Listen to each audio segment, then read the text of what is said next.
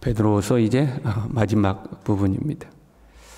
베드로전서는 로마 정부의 박해 아래 놓인 성도들에게 고난에 두려워하지 말아라. 우리는 나그네 인생이다. 우리가 돌아가야 될 하나님의 나라가 있다. 잠시 잠깐이니까 두려워하지 말고 믿음을 굳건히 해라 하고 고난 아래 있는 성도들을 격려하는 서신이었고요. 이 베드로 후서는요, 교회 내에 침투한 거짓 교사들, 그들의 문제에 초점을 맞추고 있죠.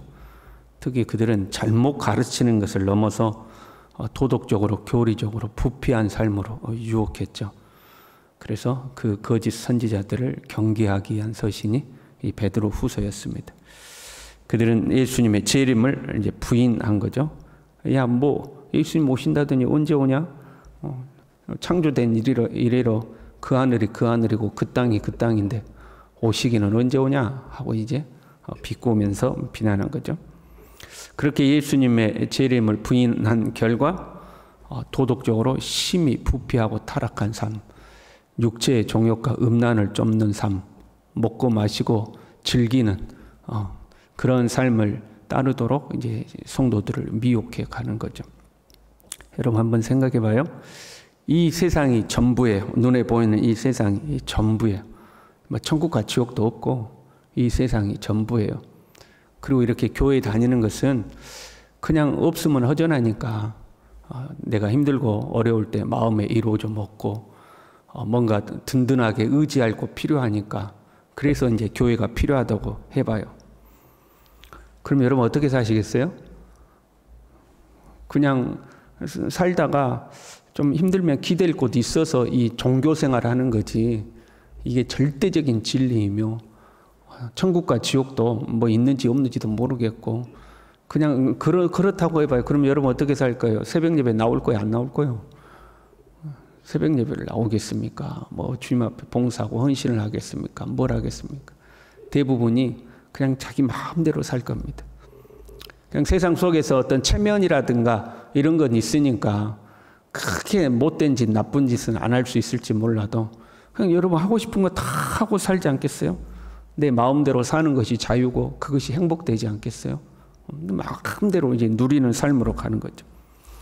그래서 믿음이 굳세지 못한 초신자들이요, 그 거짓 교사들의 이 타겟이 됐어요. 육체의 쾌락과 정욕에 빠져들도록 유혹한 거죠. 이래도 됩니까? 우리는 복음 안에서 자유합니다. 예수님이 우리에게 자유를 주셨습니다. 그러니까 자유롭게 살아야 됩니다. 그 자유를 어떤 도덕적 방종으로 오도하도록 만든 거죠. 제가 오래전에 구원파에 속한 사람 한 사람을 만난 적이 있는데 이단들하고는 여러분 오래 이야기할 게 없어요. 평형생을 다니거든요. 아무리 진실을 이야기하고 당신의 그런 이론에 허점이 있다고 이야기를 해도 절대 듣지 않죠. 성경의 가르침처럼 한두 번 훈계한 후에 멀리 해야 되죠. 근데 우연한 기회에 대해서 이야기했는데 그런 이야기를 하더라고요.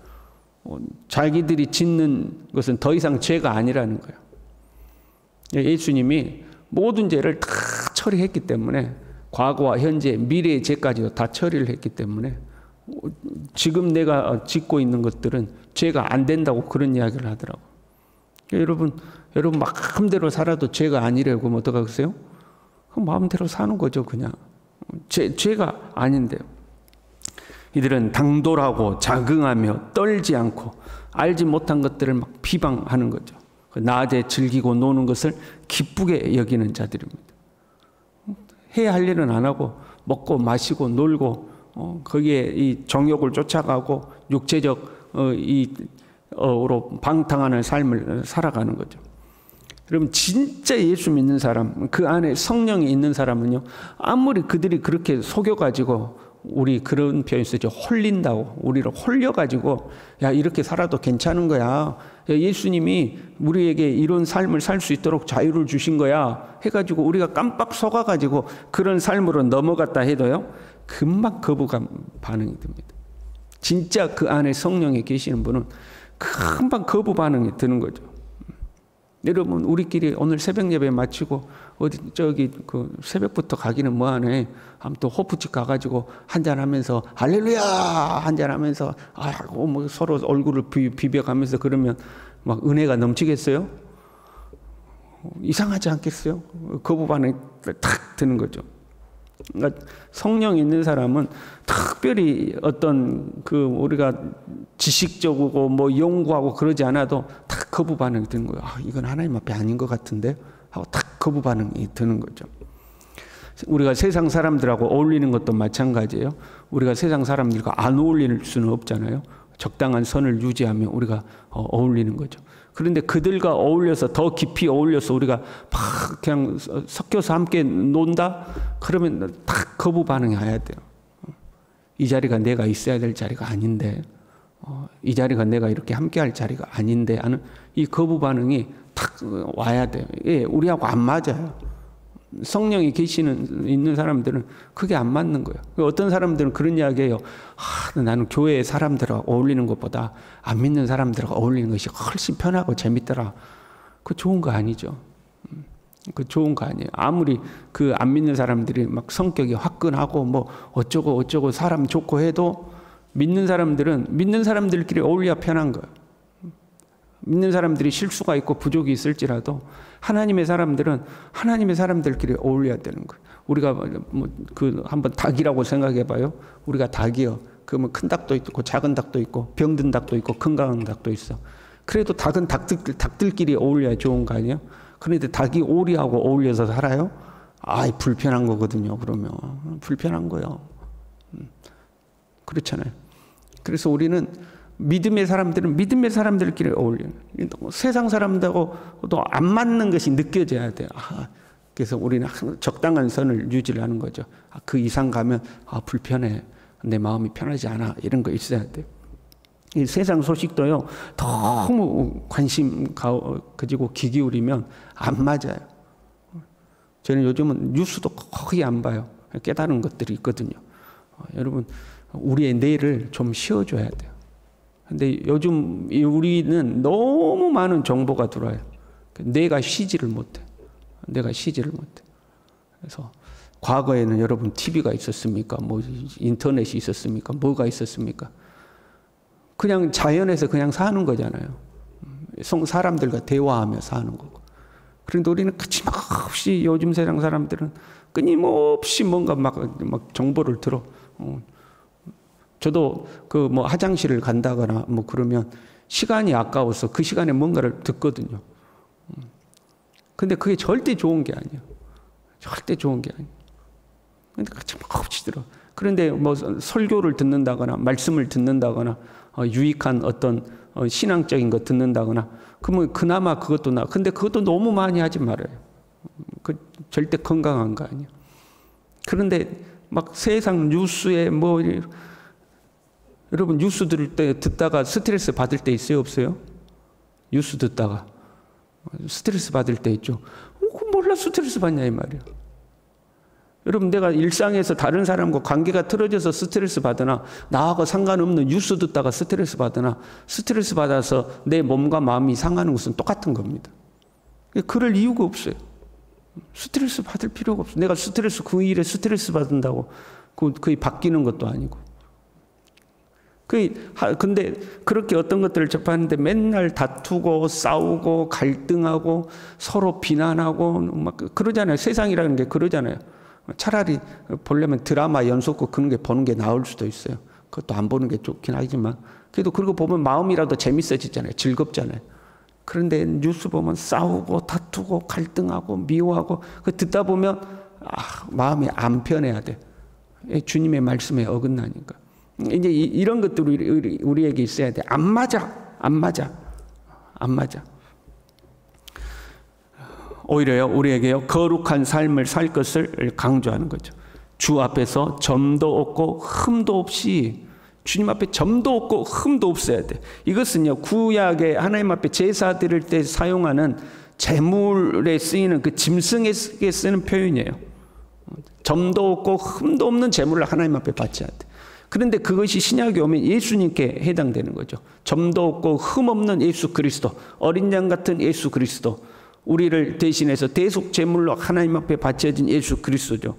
그런데 본문은 그 점도 없고 흠도 없는 것을 우리에게 적용하고 있는 거죠. 너희도 구약의 제물처럼 또는 예수 그리스도처럼 점도 없고 흠도 없어야 된다. 다른 말로 하면 너희가 예수 그리스도를 온전히 닮아야 한다 하는 말씀이며, 한편으로 네 자신이 하나님 앞에 제물로 드려지기에 부족함이 없어야 된다는 거예요. 네 자신이 하나님 앞에 제물로 바쳐지기에 부족함이 없도록 점도 없고 흠도 없어야 한다는 거죠. 로마서 12장 1절부터 보면 그렇게 되죠. 너희 자신을 하나님 앞에 산 제물로 드려라.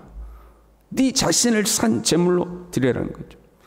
이 제물로서의 삶은 유대교의 배경을 둔 성도들에게는 아주 쉬운 개념이죠. 쉽게 이해가 되는 거예요. 그들은 하나님 앞에 드릴 제물을 선택하는 일에 아주 신중했어요. 1년 이하의 짐승들 중에 흠이 없어야 되거든요. 그래서 다 살피는 것이, 몸 구석구석 입안도 살피고 손도 살피고 발도 살피고 배도 살피고 혹시 흠이 있지는 않는가 싹 살펴가지고 하나님 앞에 드릴 제물로는 흠 없는 제물로 딱 정결한 제물을 준비해서 하나님 앞에 바치는 거거든요.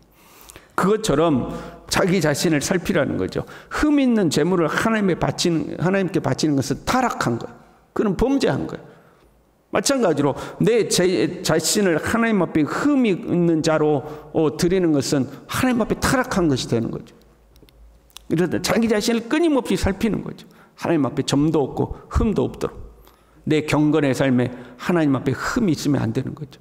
구약의 성도들은 그 짐승의 육체에 흠이 없는가를 살피지만, 오늘날 우리는 하나님 앞에 경건의 삶에 흠이 없는가 내 자신을 끊임없이 살피라는 거예요. 하나님의 선하시고 기뻐하시고 온전하신 뜻이 무엇인가 끊임없이 찾는 거죠. 어떻게 보면 쉬워요, 여러분. 주님이라면 이렇게 하실까? 이거 생각하면 되는 거죠. 지금 초대교회 침투한 이단들에 의해서 야 이렇게 살아도 괜찮아, 한 잔이요 뭐 그런데 주님은 이렇게 하셨을까 생각하면 금방 분별이 되는 거죠. 주님은 이렇게 하셨을까? 주님이라면 이렇게 하셨을까? 그 주님이라면 이렇게 하셨을까를 생각하면 금방 분별할 수 있는 거죠. 우리가 점도 없고 흠도 없이, 그 다음에 평강 가운데 나타나기를 힘쓰라. 그래서 평강 가운데 발견되어지기를, 언제? 예수님 오실 때에 너희가 평강 가운데 발견되어지도록 힘쓰라는 거죠. 이 평안이라는 것은요,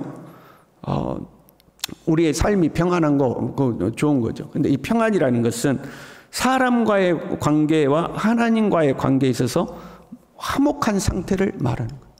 그게 평안한 거예요. 사람과의 관계에서 아무 문제가 없는 거죠. 그게 평안한 거거든요. 여러분, 내가 우리 집이 아무리 부자여도 가족들이 맨날 싸워요. 그럼 평안해요, 안 평안해요? 안 평안해. 좀 부족해도 가족들이 화목하고 살아요. 서로 사랑하고. 그럼 평안한 거예요. 하나님과의 관계에서도 화목한 상태죠. 뭔가 가로막힌 게 없는 거예요. 그렇게 주님과 화목한 상태에서 주님 만날 수 있길 원한다는 거예요.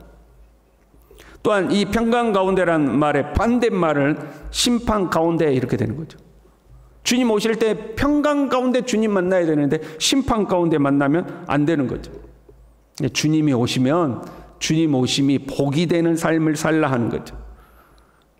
여러분, 내일 주님 오십니다. 할렐루야. 그러면 이야, 주님 오신다. 드디어 주님 오신다. 뭐 이게 돼야 된다는 거예요. 근데 주님 오신다 그러면 안 되는데, 나 이거 아직 해결 못 했는데, 이거 평강 아니에요. 멀리 떠났던 가족이 집으로 돌아와요. 여행을 떠났던, 뭐 공부를 하러 떠났던, 군대에 간다고 떠났던 가족이 이제 드디어 집으로 돌아와요. 그러면 가족들이 며칠 지나면 온다 기다리잖아요. 그런데 그 가족이 온다는데 오면 안 되는데, 나 이거 사고 쳐놨는데 이거 어떡하지? 분명 와서 이거 보면 뭐라 그럴 텐데 사고 쳤는데 어떡하지? 이거 평강 아닌 거죠. 주님 오실 때 드디어 주님 오신다. 나 드디어 주님 만난다. 어떻게 주님 만난다. 이게 돼야 된다는 거예요. 그렇게 살라는 거죠. 저와 여러분이 그렇게 살아갈 수 있기를 바랍니다.